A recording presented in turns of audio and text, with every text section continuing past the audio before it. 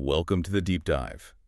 Today, we are taking on a stack of source material that is, well, it's intensely technical, legally complex, and it lays out what you can only really describe as an enormous vision of a shadow government. Our listener, the learner, shared documentation from R.J. Aguar. He's a former Google software engineer who presents this incredibly detailed evidence and analysis.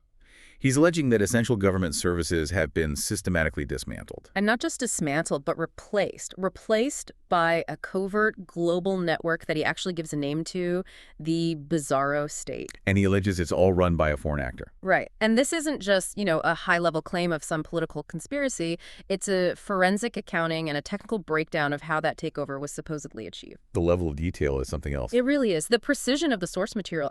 It goes from geospatial data to network protocols to real estate finance. It just demands this kind of deep dive. So our mission today is to unpack this really complex, multifaceted allegation.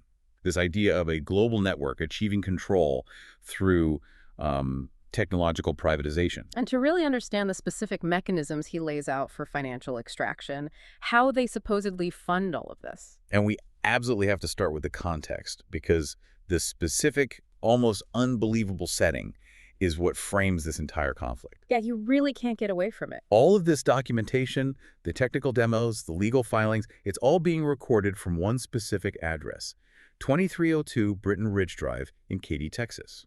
And that location, it's the first real piece of the puzzle.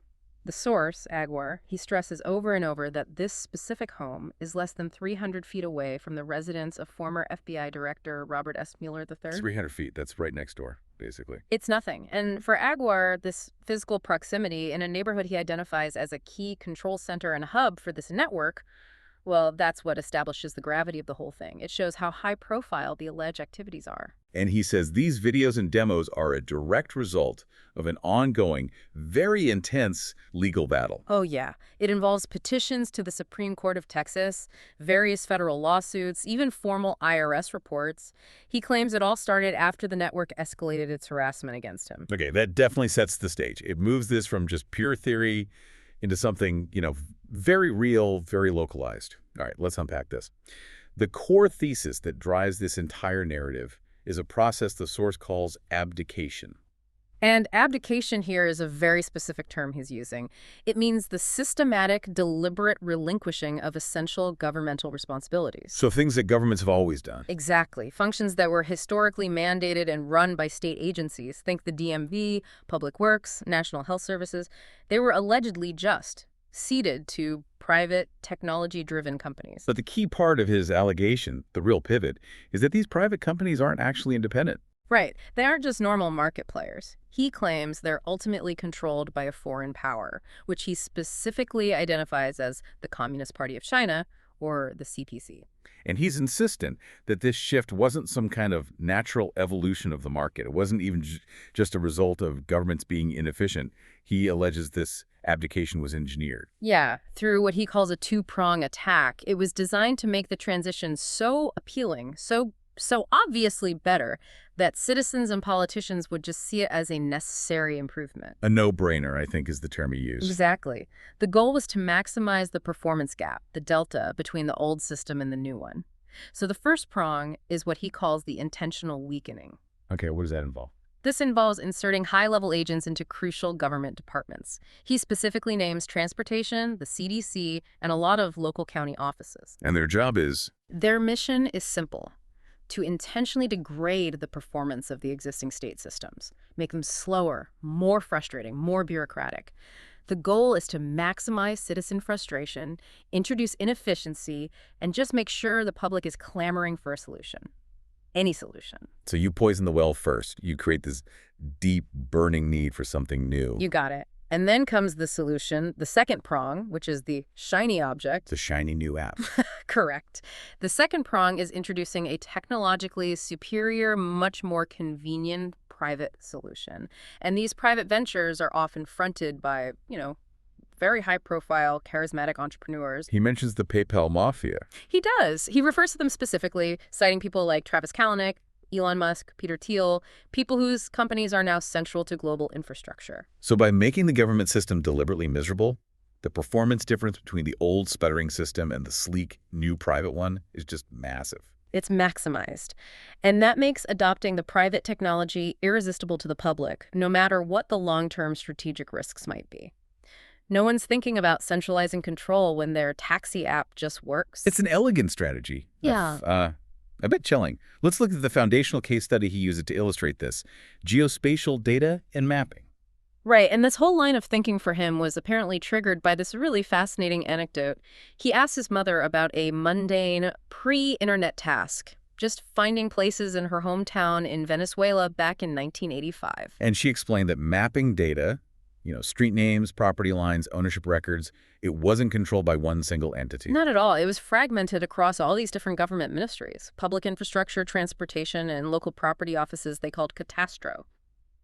So if you wanted to change something simple like a street name, you had to convince 3 different government bodies, all using physical paper files, to agree. Exactly, and that decentralized, often paper-based, slow-moving system. It was highly auditable.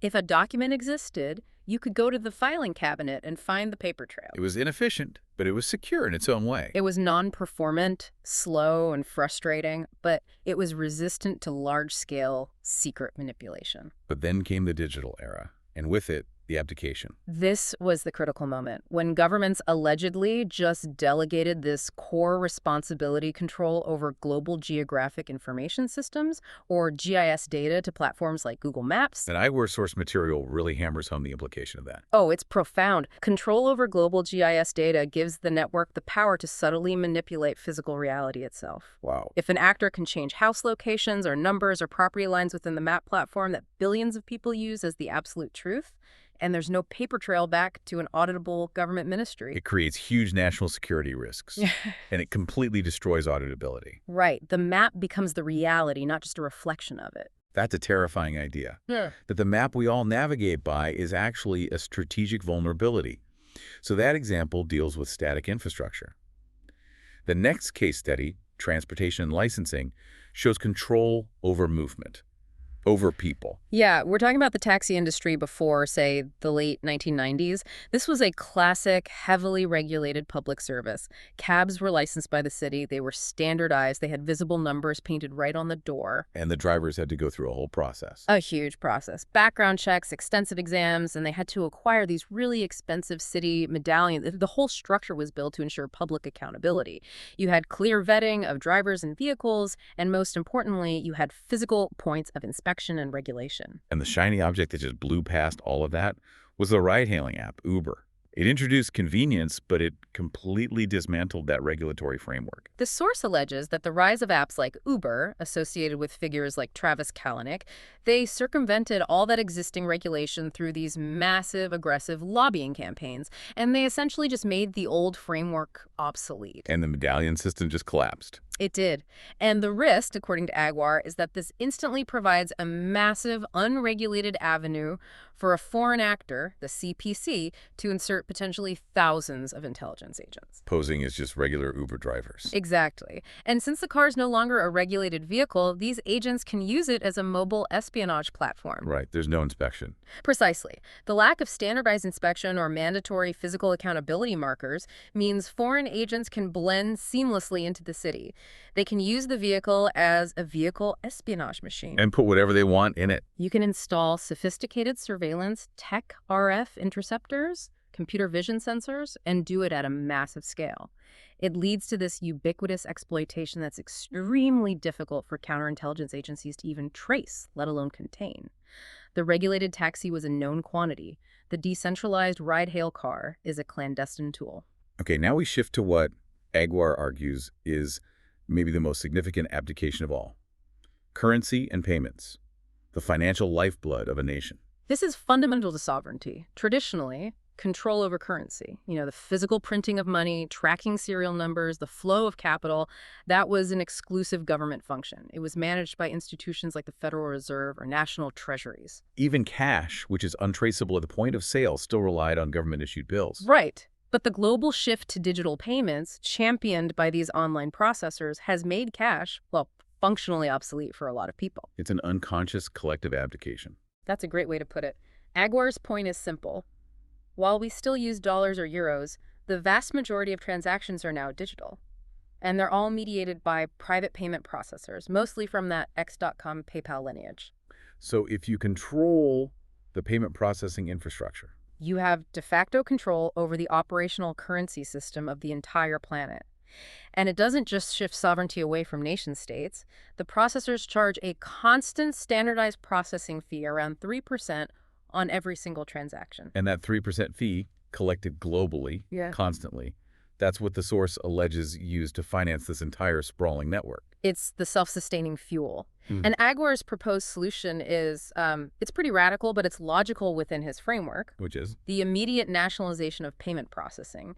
He argues really vehemently that fragmentation should be seen as a defense mechanism, not an obstacle to progress. Tell me more about that. Why is fragmentation the defense here? Well, he argues that having, say, the US and Germany and Brazil each manage their own distinct nationally controlled payment systems with different non-standardized protocols.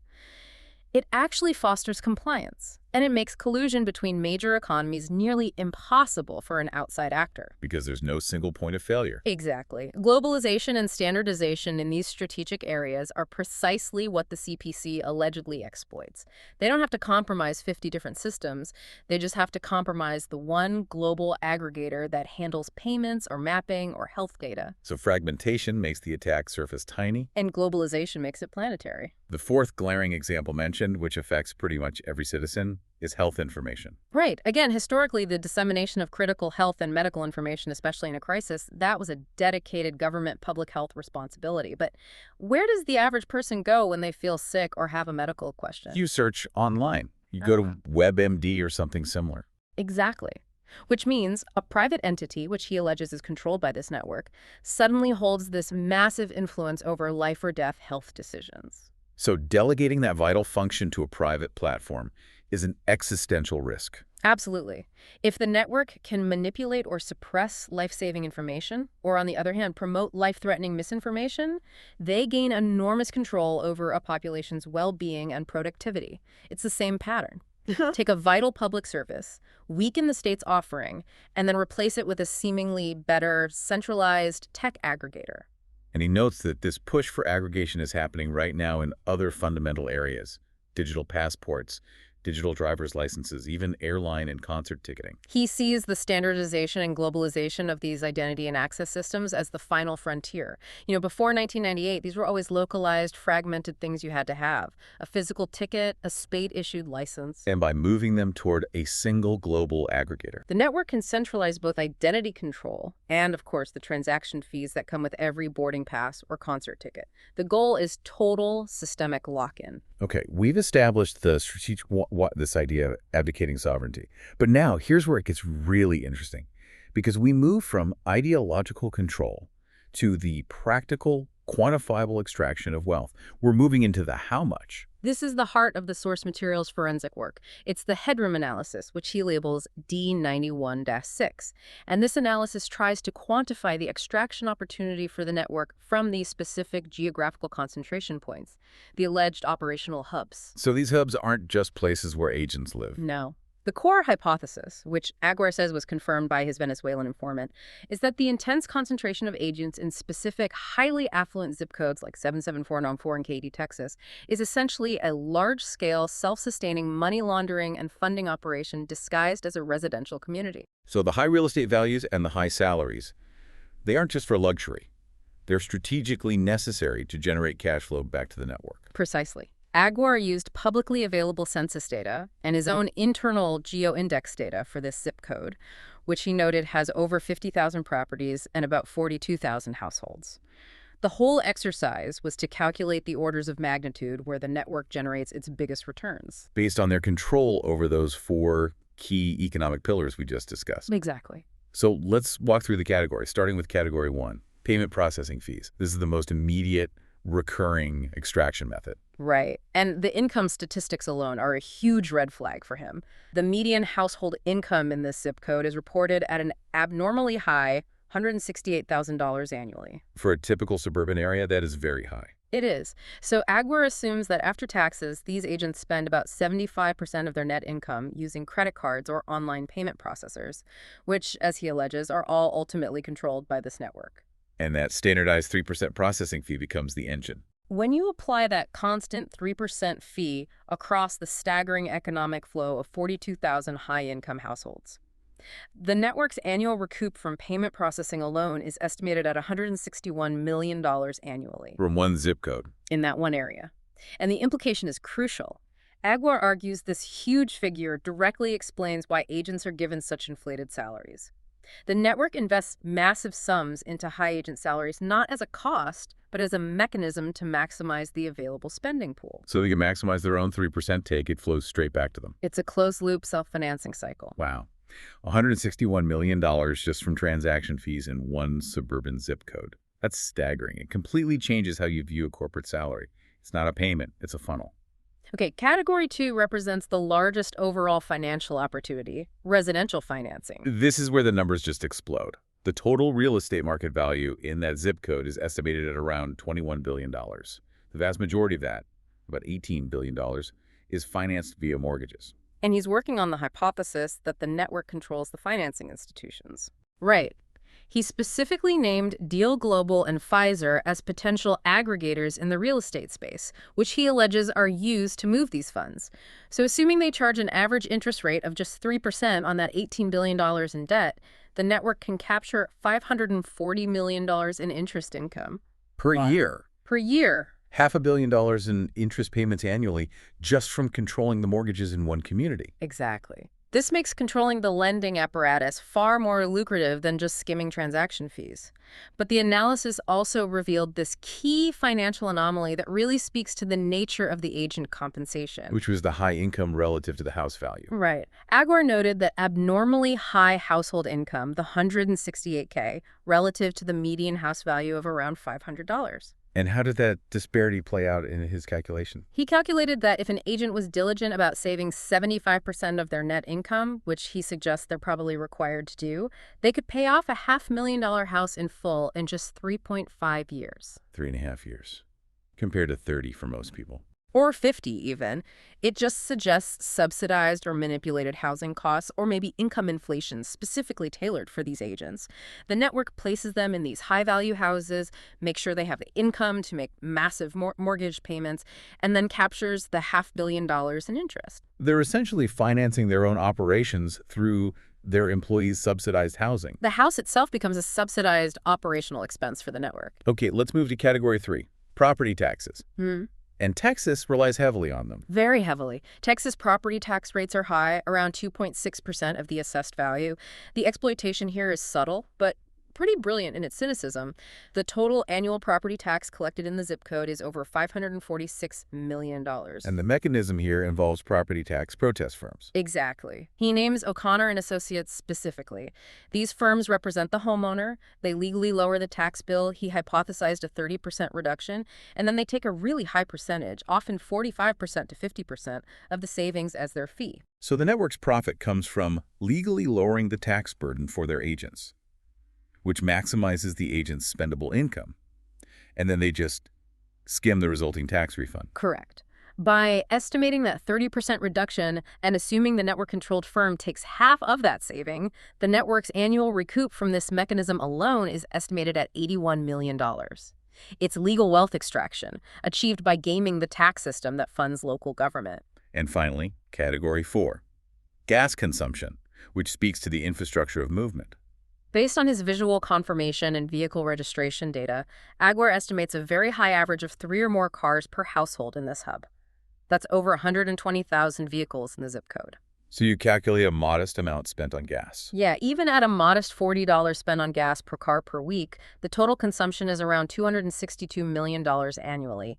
And that money flows directly to oil companies and gas stations that he alleges are controlled by the network. So it's another immediate stream for recouping funds and ensuring they have logistical control over the fuel supply. Right. So if we pull all 4 categories together, the financing interest, payment fees, gas sales, and tax skimming, the collective annual opportunity for the network to extract money from one zip code alone is estimated to be around $1 billion. And that number is genuinely chilling. It is. It moves the entire discussion away from abstract theory and into this forensic, quantifiable reality. It demonstrates why these highly concentrated, affluent hubs have to exist. They're sophisticated cash machines disguised as high-end suburban neighborhoods. And they're funding a global operation. So if that $1 billion is the war chest funding the bizarro state, how do they manage the troops? We need to pivot now to how this network maintains its internal hierarchy, and more importantly, its pervasive control through high-tech surveillance and espionage. Right. And the first step is just identifying your high-value assets in the field. Agware provides this really fascinating observation on how the network signals its own key players in plain sight, using what he calls the co-occurrence marker. What's the mechanism behind that, a co-occurrence marker? It's a very subtle, almost psychological signature. The signal is the simultaneous use of a specific, non-common word or phrase that's found in 3 distinct places: the agent's name, their company name, and their street address. And this signifies prominence to the network. Exactly. And these markers are embedded in publicly searchable systems like Google Maps.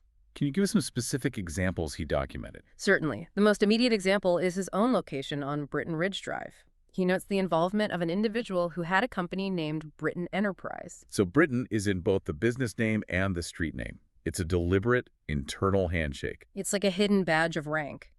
He cites an even more extreme case involving a Carlton Woods, who allegedly had the words Carlton Woods in his personal name, his company name, and his street address. A 3-way co-occurrence. Then there's the case of Michael Cohen, an alleged key player, whose company, 2E Capital, shared the name of the street he lived on. He even noted a second, self-imposed marker where the name of the agent's new mansion street, 2 Gunway, was allegedly derived directly from his social media handle, 2Gun. So these markers allow the network to quickly flag their most loyal and valuable agents through automated systems that are just scraping public GIS data. That's the theory. That explains who they are. Now let's talk about how they spy, starting with the fundamental vulnerabilities that Agware identifies in the digital communication protocols we all use every single day. This section is deeply technical, but it's critical. He pinpoints 2 major issues that enable, in his words, trivial cryptoanalysis attacks. That is, the ability to rapidly decrypt supposedly secure communications. The first is what he calls the empty payload problem. Affecting web browsers. What is an empty payload and why is that a security risk? Browsers like Chrome use frequent internal requests in the background, things like Gen 204, often for SERP suggestions, application updates, internal health checks. Okay. Crucially, these requests often have a 0 kilobyte or empty body payload. So think of it like sending an encrypted email where you know for a fact the body of the email is blank. So if the network intercepts that encrypted email, they know what the blank result looks like in its encrypted form. Precisely. The network intercepts the encrypted byte stream. If they know that certain expected automated requests will result in an empty payload, it becomes mathematically trivial to quickly find the decryption key that, when you apply it to the encrypted stream, results in an empty body. And once they find that session key for the known empty stream, they have the key to decrypt the entire encrypted session. All your searches, all your banking data, everything flowing through that session. This is what he says caused him to abandon using Chrome entirely. That's horrifying. We rely on encryption, but if the network can anchor their decryption on a known, standardized zero-data packet, the whole system just collapses. Now, the second fundamental weakness lies even deeper in the very foundation of the Internet, the acknowledgement problem in TCP/IP. Right. TCP/IP transmission control protocol, Internet Protocol, is the absolute foundation of most Internet traffic. It mandates reliable transmission, which means every packet you send has to generate an acknowledgement, or ACK, coming back from the recipient, confirming they got it. And Agware emphasizes a critical physical weakness here. He does.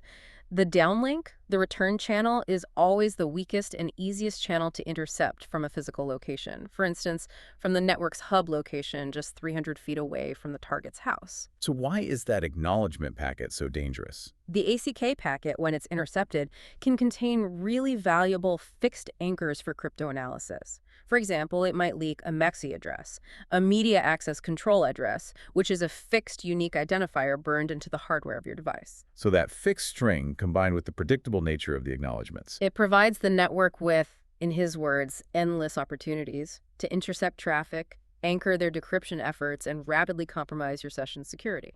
It sounds like the very feature designed for reliability, the acknowledgement, is actually the fatal flaw that allows pervasive spying. That is exactly his point. The source states the solution is technical but entirely necessary.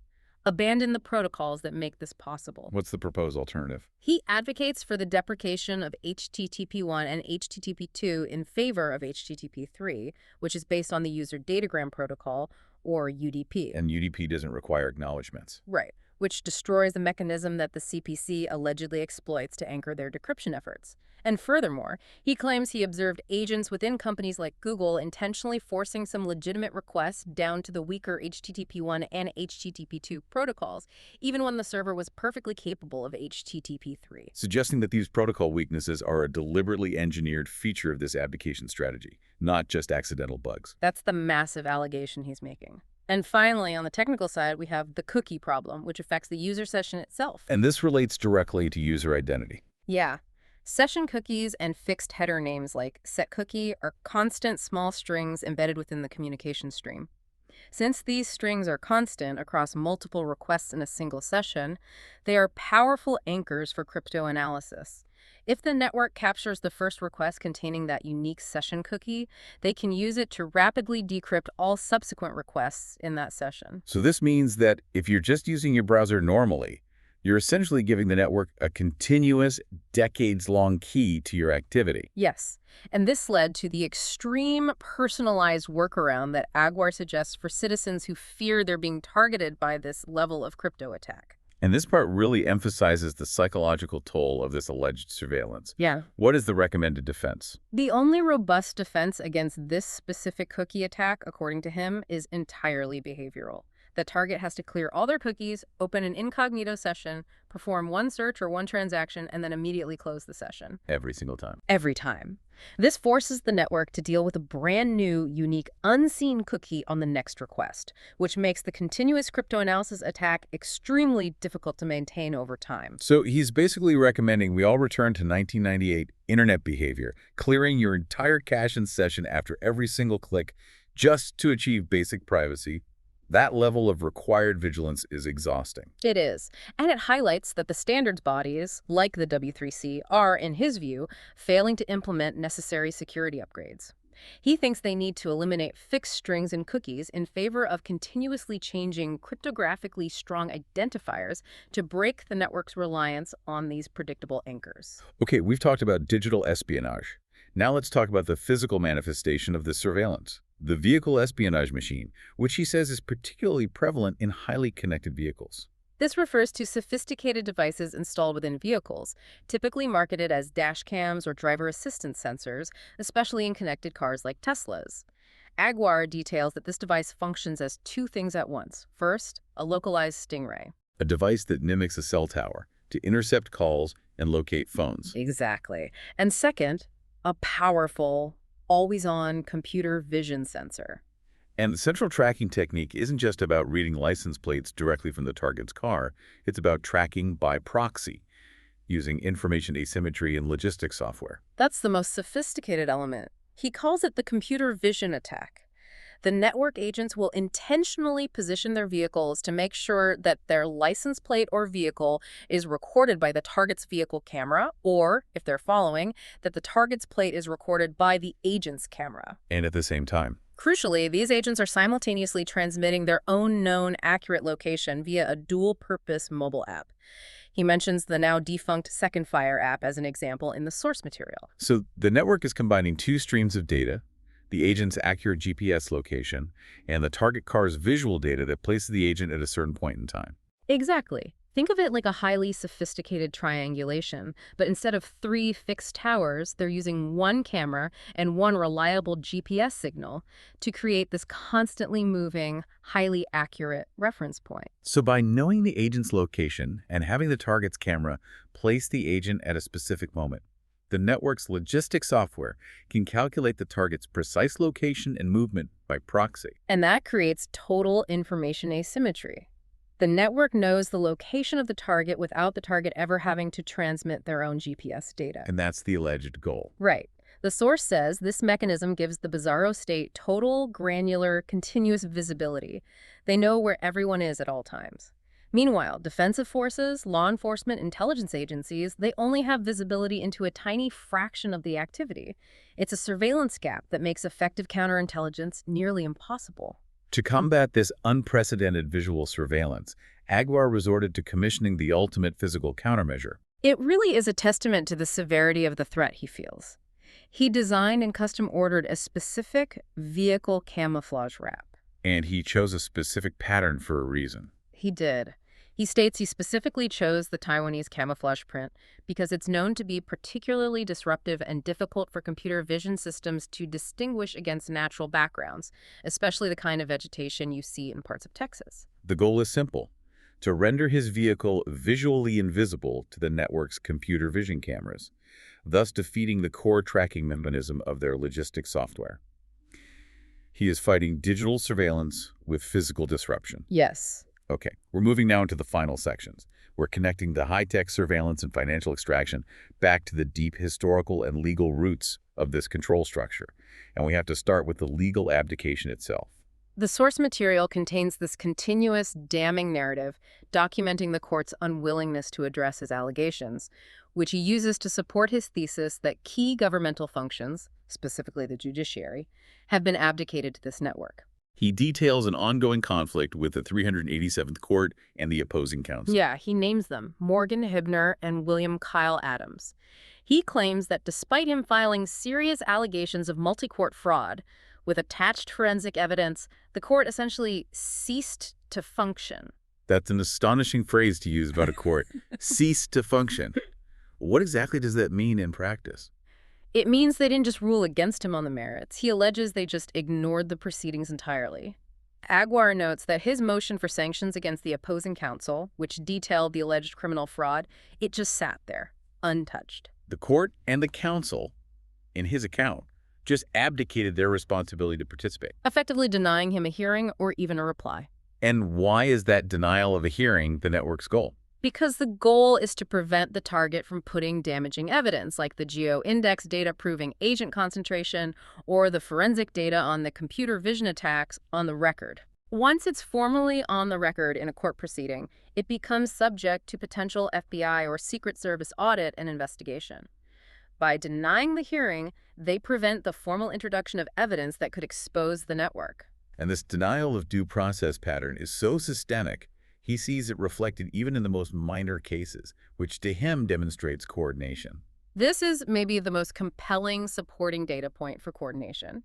Even when he was facing a minor traffic citation, Aguiar's attorney, a Mr. Napier, allegedly failed to properly notify him of a hearing. It's the exact same pattern he observed in the higher courts. Yep. Denial of a hearing to prevent the target from speaking. Exactly. But the attorney didn't stop there, according to the source. Oh! No. Aguiar alleges the attorney also tried to gather information about his federal and Supreme Court strategies under the guise of legal representation. And most damagingly, the attorney allegedly asked him to provide video evidence to prove he was innocent of the citation. Which completely reverses the constitutional burden of proof. Right, a violation that only benefits the network by forcing Aguiar to expose his own surveillance countermeasures. He argues this systematic violation of due process across multiple courts, even in a minor police incident, is proof of a coordinated institutional lock on the judicial system. Now we turn to the physical control structure. Yeah. And he draws this parallel between the modern hubs and infrastructure that allegedly dates back nearly a century. It's a truly fascinating parallel he draws between his current neighborhood, Lake Point Estates in Katy, and his childhood home in Venezuela, a place called Campo La Salina. Campo La Salina was built in the 1940s by Creole Petroleum, a major oil company and a predecessor to ExxonMobil. What are the shared critical characteristics of these two places, separated by decades and countries? They share characteristics that define a highly controlled company town. Both are tightly regulated hubs. They're gated, they have internal homeowners association regulations, and critically, they both have their own segregated private utility supply. Specifically power and water. Exactly, provided by private entities rather than public utilities. In Katy, he names Nextera Energy and Centerpoint for power and Inframark for water management. So the network is allegedly using this century-old colonial-era design principle within modern suburban America. And the implication of that design is Terrifyingly comprehensive. It really speaks to a fundamental control mechanism that predates modern technology entirely. This segregated design, dating back to the 1940s, gives the controlling entity the ability to selectively cut power. Which he alleges happened at his second residence. Right. The power was cut to drain the batteries of his security cameras before an attempted break-in. So the power grid itself becomes a weapon. Absolutely. Or the power to contaminate or poison water supplies, since the water is managed privately by Inframark. It is a system built for absolute existential control over the residents if they ever become dangerous to the network. He noted a specific recent example of this power control when he returned home and found that his appliances were blinking, with the clocks 3 hours behind. That 3-hour disruption, Agor notes, indicated a power cut that was achieved not at the breaker box inside his house, but at the distribution level, likely through an operator at a CenterPoint substation or a NextEra facility. And he alleges that because those substations are computerized, The operator's action to cut the power must be forensically logged. It provides a direct investigative lead into the network's operational structure. It could show who issued the command to enact that physical control mechanism. so what Agger describes as the brilliance of the modern network was merging this century-old, localized physical control structure with scalable modern technology. Precisely. They took this fundamental localized design, the gated self-contained hub with private utilities, and they merged it with high-tech logistics software, computer vision, and crypto financial mechanisms. The technological abdication created the scale of the operation, allowing for that billion-dollar annual recoup in one zip code. But the old company town hub design provided the lethal precision. Exactly. The ability to physically eliminate or neutralize actors deemed dangerous to the bizarro state. It's the combination of the local, historical threat and the global, modern technological threat. The ability to track you globally via software and the ability to turn off your lights and poison your water locally using 1940s infrastructure design. That combination is what the source argues makes this bizarro state so uniquely powerful. So what does this all mean for the learner? The source material paints a picture of a covert network using the privatization of key global services, finance, mapping, health, transportation, as a weapon to extract wealth and achieve pervasive, granular surveillance across the planet. The scope of the allegation is just massive. It suggests that what we perceive as market efficiency and technological convenience, the ease of a centralized digital system, is actually a Trojan horse for systemic political and financial control that completely bypasses democratic oversight. And the ultimate counterargument Aguar proposes is that the vulnerability is not in the hardware, the computers or the servers, it's in the aggregation principle itself. The reliance on standardized protocols, centralized operating systems, and monopolies like Google Maps or ubiquitous payment processors. By exploiting a few protocol weaknesses in these global aggregators, the attacker achieves planetary gain. And the only defense, according to him, is intentional digital fragmentation and localized solutions, like government-controlled payment systems communicating only via secure, non-aggregated channels. So fragmentation is messy, but it's anti-fragile. That's the idea. A deeply provocative thought for you to chew on, learner. Aguar alleges that computer vision in vehicles, combined with logistical software, is the network's ultimate nuclear weapon because it creates total information asymmetry. They know where everyone is at all times, but defensive forces, law enforcement, the FBI can only track a tiny fraction of the activity. If the only way to achieve real privacy is to wear camouflage and revert to 1998 internet habits, what implications does this level of pervasive, non-governmental, visual-driven tracking have on future civil liberties, and ultimately on the ability of democratic governments to defend themselves? The bizarro state allegedly operates in the shadows of efficiency, making us choose convenience over sovereignty. Understanding the specific mechanisms of financial and technical control, like that $1 billion haul from one zip code, is the first step toward a defense. Thank you for joining us for this deep dive.